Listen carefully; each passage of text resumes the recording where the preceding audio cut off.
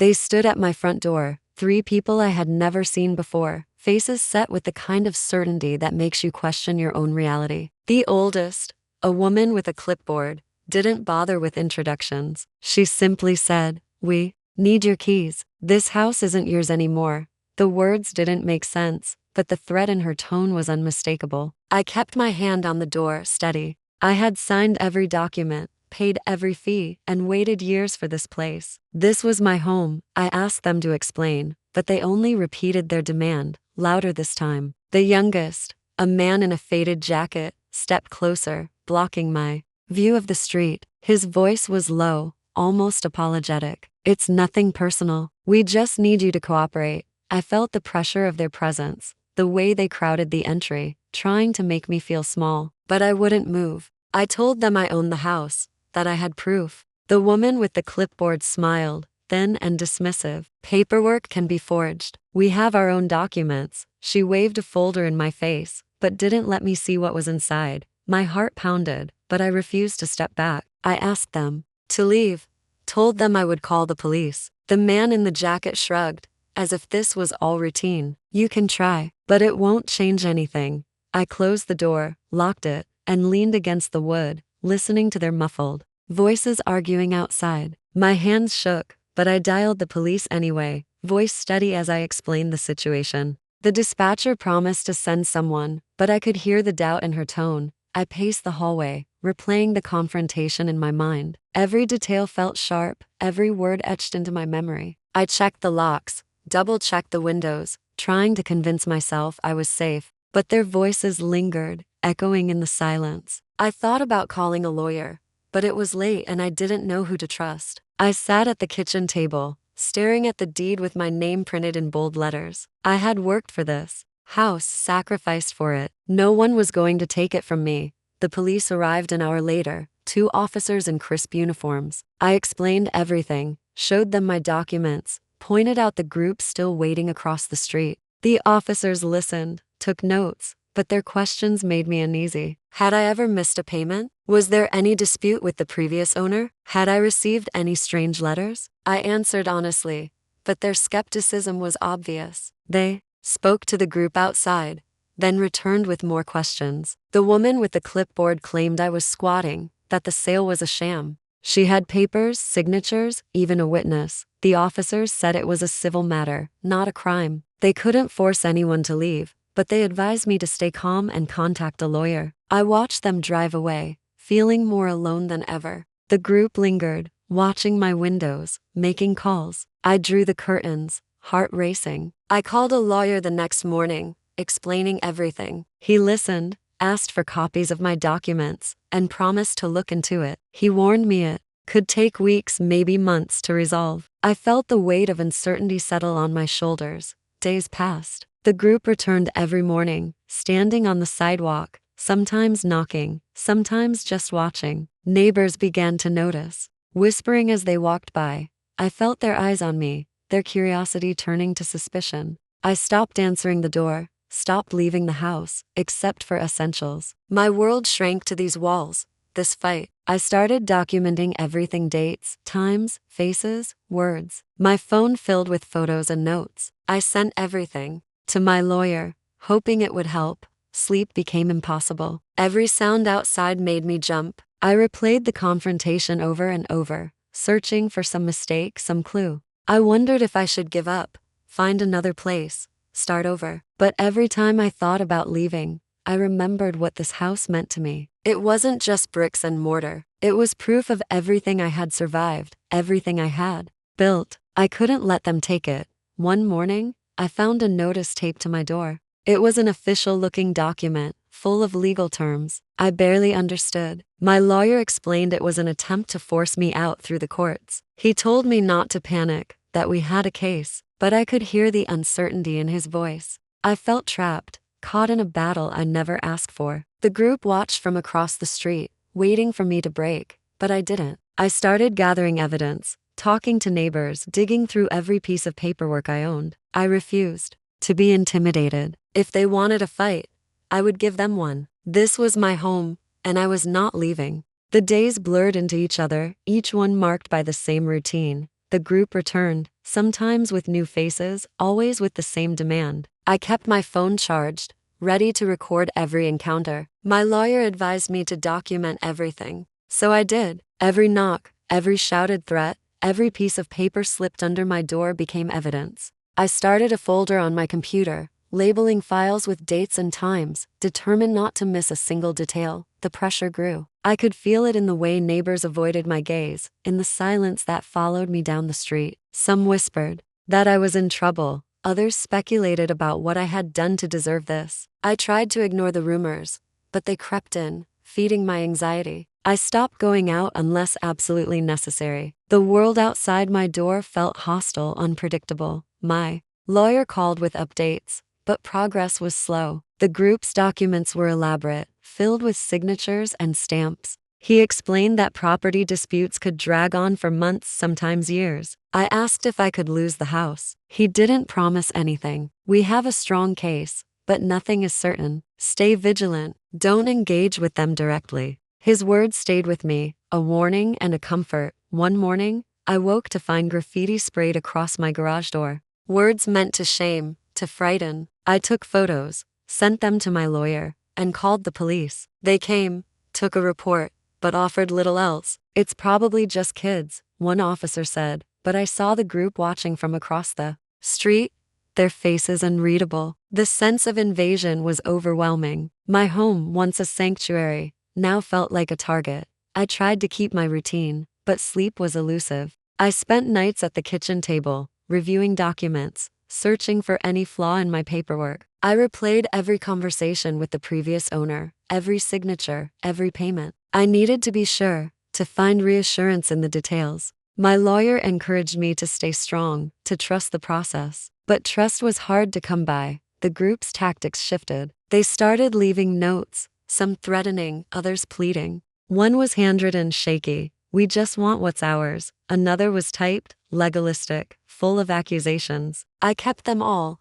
adding them to my growing file. The uncertainty was exhausting. I wondered if they would try to break in, if I should install more locks or even leave for a while. But leaving felt like surrender. Friends reached out, some offering support, others keeping their distance. A few suggested I sell the house, cut my losses, move on. But I couldn't. This place was more than an investment. It was the result of years of sacrifice, of dreams deferred and finally realized. I wasn't ready to give up. My lawyer suggested a restraining order, but warned it might escalate things. I hesitated, weighing the risks. The group's presence was constant, but they hadn't crossed the line into violence. Not yet. Still, the fear lingered, a constant companion. I started sleeping with my phone beside me, every sound in the night. A potential threat. The legal process moved forward slowly. My lawyer filed motions, responded to claims, gathered statements from neighbors who had seen the group harassing me. Some were willing to testify, others preferred to stay out of it. I understood their reluctance. No one wanted to get involved.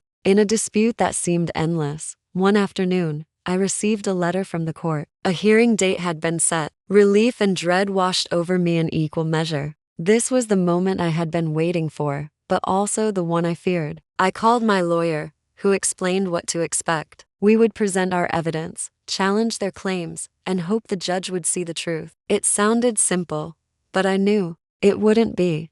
The group seemed to sense the shift. Their visits became more aggressive, their demands louder. One day, the woman with the clipboard shouted through the mail slot, her voice echoing through the hallway. "You can't hide behind your lawyer forever. This will end."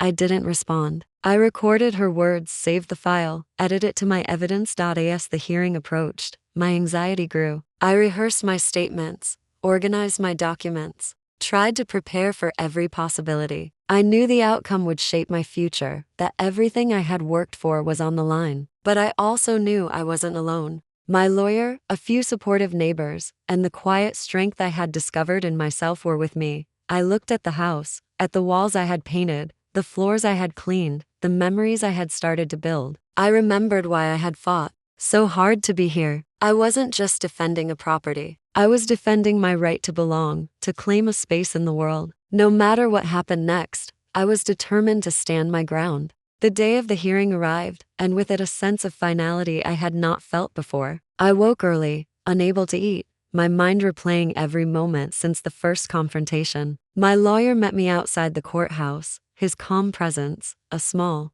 anchor in the storm of my anxiety. We walked through the metal detectors and into a waiting room filled with strangers, each lost in their own battles. The group was there too, seated together, their eyes fixed on me as I entered. The woman with the clipboard nodded, as if greeting a worthy opponent. I refused to look away. Inside the courtroom, everything felt stripped of emotion. The judge, stern and deliberate, outlined the rules. My lawyer presented our case first, laying out the facts with precision: the purchase agreement, the payments, the deed in my name. He showed the documentation I had so carefully gathered: the photos, the notes, the police reports. I watched the judge's face for any sign of understanding, any hint that he saw the truth. The group's lawyer countered with their own stack of papers alleging fraud, claiming I had never truly owned the house. Their arguments were technical, filled with legal jargon, but the intent was clear: to cast doubt, to unsettle. I was called to testify.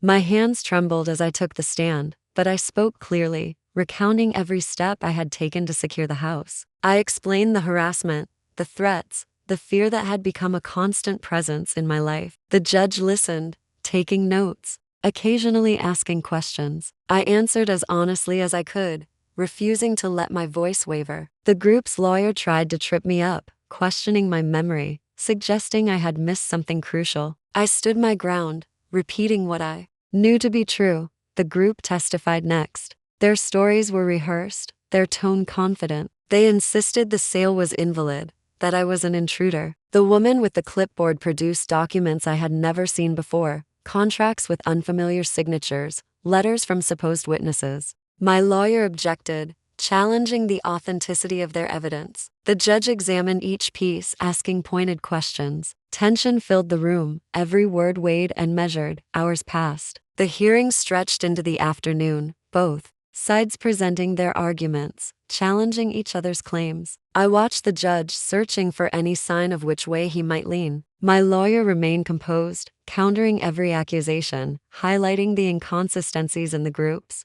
story. He reminded the court that I had followed every legal step, that my claim was supported by a trail of legitimate documents. As the proceedings drew to a close, the judge announced he would review the evidence and issue a decision in the coming days. Relief and uncertainty mingled within me. The outcome was out of my hands now. I left the courthouse feeling both lighter and more exposed, aware that everything could change with a single ruling. Outside, the group confronted me. The woman with the clipboard spoke quietly, her words edged with warning. "You think you've won, but this isn't over." I didn't respond. My lawyer guided me away, reminding me to avoid further contact. We returned to my house, the tension between us unspoken but understood. He assured me we had done everything possible, that the evidence was on my side. I wanted to believe him.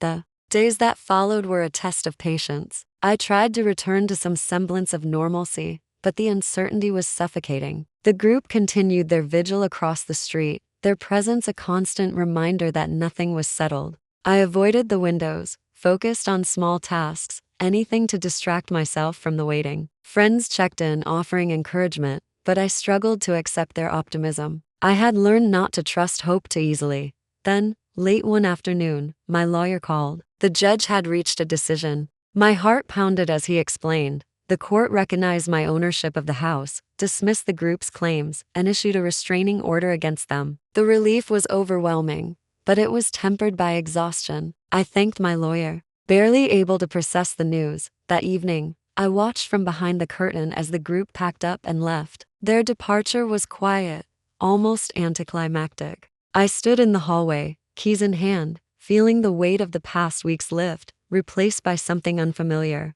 The first stirrings of peace. But I knew the experience had changed me. I was not the same person who had opened the door that first day. I had faced fear, doubt, and isolation, and I had not given in. As night settled, I sat at the kitchen table, surrounded by the evidence of my struggle. The house was mine, but it meant something different now. It was not just a place, but a symbol of resilience, of the fight to claim what was rightfully mine. I realized that, despite everything, I had found a strength I never knew I possessed. The battle was over, but the lessons would remain. The ruling should have brought closure, but the aftermath was more complicated than I expected. The house was quiet now, yet the silence felt heavy, as if the walls themselves remembered every argument, every threat. I tried to settle back into my old routines, but nothing fit the way it once had. Each room carried the echo of tension, the memory of waiting for footsteps outside the door. I caught myself listening for voices that were no longer there. My body still braced for confrontation even though the battle was over. The restraining order kept the group away, but their absence left a different kind of void. Neighbors who had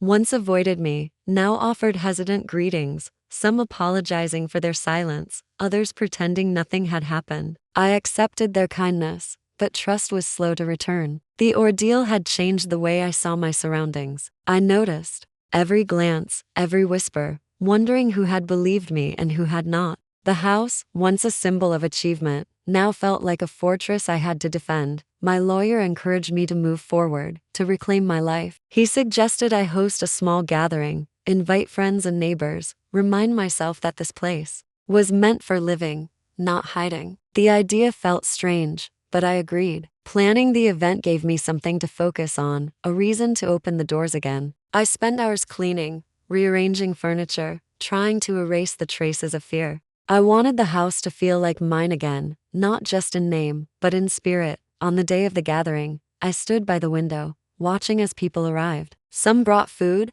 others flowers or small gifts. Their presence filled the rooms with laughter and conversation, a stark contrast to the weeks of isolation. I listened to their stories, joined in their jokes, and felt the tension begin to ease. For the first time in months, I allowed myself to relax, to believe that normalcy was possible, but the scars remained. When someone knocked unexpectedly at the door, my heart raced until I recognized the face. I caught myself glancing at the windows, checking for shadows on the street. The group was gone, but the fear they had planted lingered. I realized that healing would take time, that reclaiming my sense of safety was a process, not a moment. As the evening wore on, a close friend pulled me aside. "You did the right thing," she said quietly. "You stood up for yourself. That matters." Her words hit harder than I expected. I had spent so long in survival mode that I hadn't stopped to reflect on what I had accomplished. I had faced intimidation, legal threats, and public doubt, and I had not surrendered. The fight had cost me peace, but it had also revealed a resilience I hadn't known I possessed. After everyone left, I walked through the house, room by room, touching the walls, the furniture, the objects that made this place my own. The memories of the struggle were still there, but they no longer defined the space. Instead, I saw reminders of perseverance, of the choice to stay and fight for what mattered. I realized that the house had become more than a home. It was a testament to endurance, a place where I had learned the value of standing my ground. Late that night, I sat at the kitchen table, the same spot where I had spent so many sleepless hours. The quiet was different now, softer, no longer filled with dread. I thought about the future, about how I might use this experience to help others facing similar battles. The idea was new, but it brought a sense of purpose I hadn't felt before. The conflict had ended, but the journey was not over. I was changed, stronger, more aware of my own limits and the power of persistence. The house was finally mine, not just by law, but by the trials I had endured to keep it. And as I locked the door that night, I knew I would never again doubt my right to call this place home. The weeks after the gathering marked a turning point. I no longer woke expecting confrontation at my door, nor did I scan the street for threats each time I stepped outside. The house finally felt like a home again, but I was not the same person who had first turned the key in the lock. I had changed, not just in the way I viewed the world, but in the way I viewed myself. The ordeal had stripped away any illusions I had about certainty or safety, but it had also revealed a core of resilience I never knew I possessed. I began to reconnect with my life, reaching out to friends I had neglected and returning to routines that once felt impossible. The process was gradual, sometimes awkward, but each small step was a reminder that I was moving forward. Conversations with neighbors grew warmer, no longer shadowed by suspicion or gossip. Some even asked for advice, curious about how I had